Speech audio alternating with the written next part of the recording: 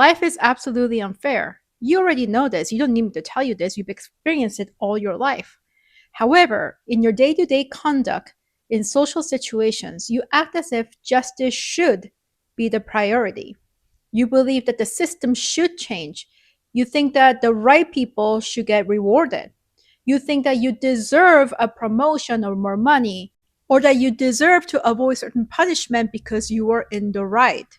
You believe that you should win when you do everything right and you follow the rules. You believe that you should be rewarded for telling the truth, for being transparent. How can you know that the world is unfair?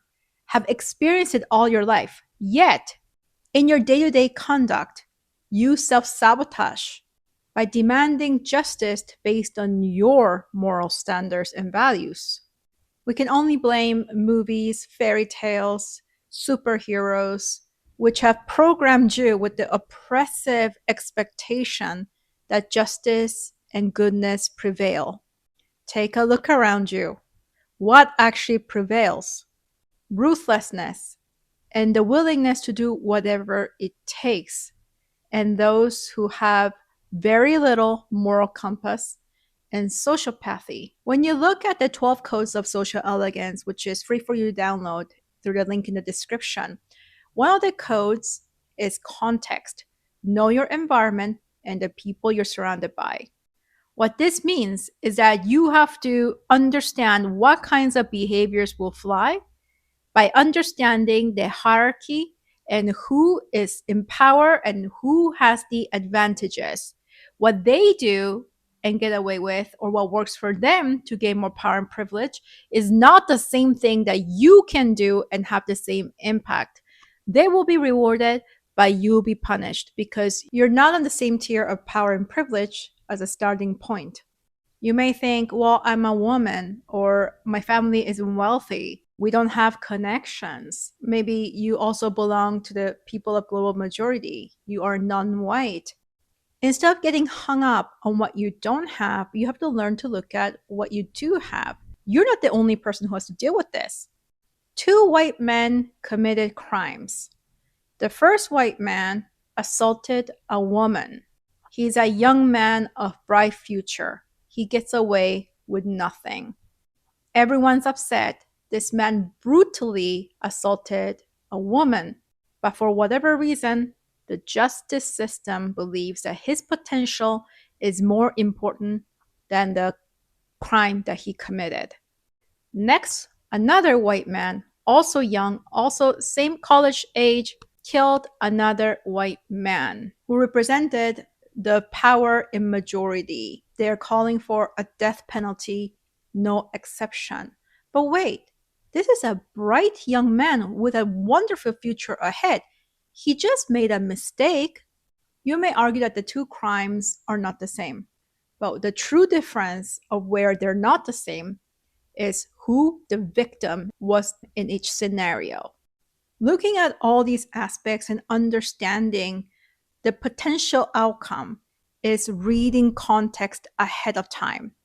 Also, who are the people in power and how will they evaluate you? At this point, many of you might think, Julia, you wasted my time. This is complete common sense. Wait, think about you in corporate culture, in business.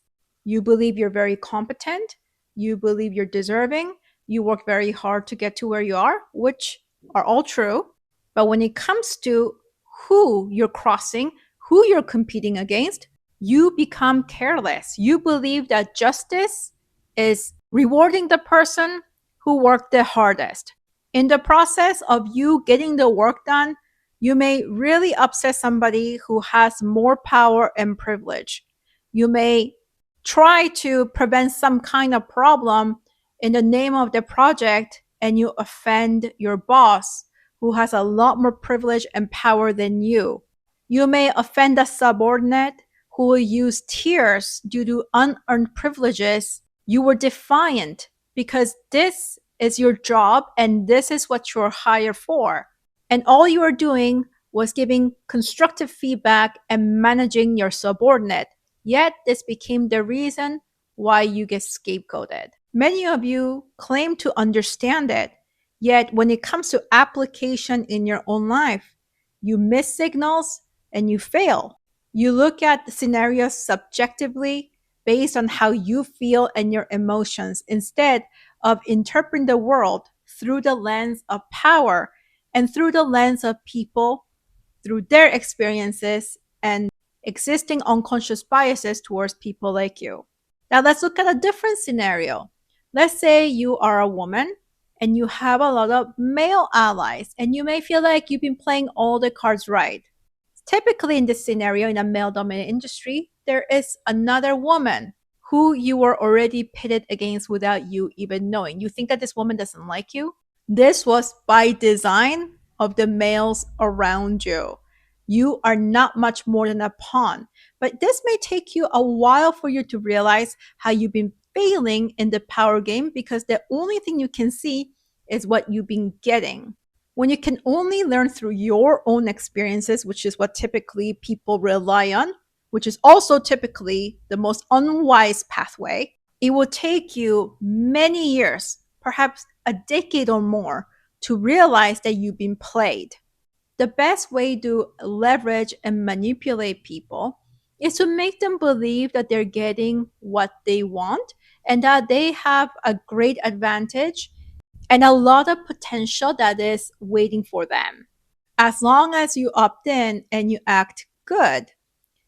That's why social elegance is looking at context, but also the capability of the people around you. Now, you may wonder, it feels impossible. I can't play this game. It's so rigged against me. Hold on. That's why we talk about capacity, which is the other code of social elegance that is relevant to today's topic. When you read people's capacity based on the CPR model that I teach you, capitalism, patriarchy, and racism, and people's unconscious biases, their weakness is also based on CPR. The best way to manipulate people and get what you want is to look at what do they naturally believe to be true. That becomes your cover. That's your mask. People see you as someone with this much capacity based on their unconscious biases. They do that especially if they look down on you, because in their power privilege hierarchy, you are supposed to be much less than them. And even if you are far superior, they will constantly have this nagging belief that you are supposed to be lower and lesser, less capable than them. That becomes your advantage if you know how to play it well. If they believe my capacity must be a naive good girl who's a pleaser based on my profile, then surely they will not expect that I'll be using my word magic to influence people that have power over them. Surely they will not notice when I go behind their back and have lovely conversations of how I think this person is a wonderful, capable colleague or boss who is so overzealous that they have all these flaws, which I find that extremely endearing and even helpful. To those who have more power, presenting this person as a liability framed as a compliment. In front of that said colleague or boss, I will always wear a smile on my face and present as pleasant and caring. The world is unfair. Your weaknesses can be turned into a strength if you understand how to use it to perform. To perform effectively, however, you gotta first learn to read people effectively through their CPR experiences. Then find out their weaknesses, pains, and greatest desires. Build rapport with them by using those topics, being the perfect person for their pains and aspirations. Then slowly set the trap to behead them, moving in silence. Social elegance is not only defense, it's offense too.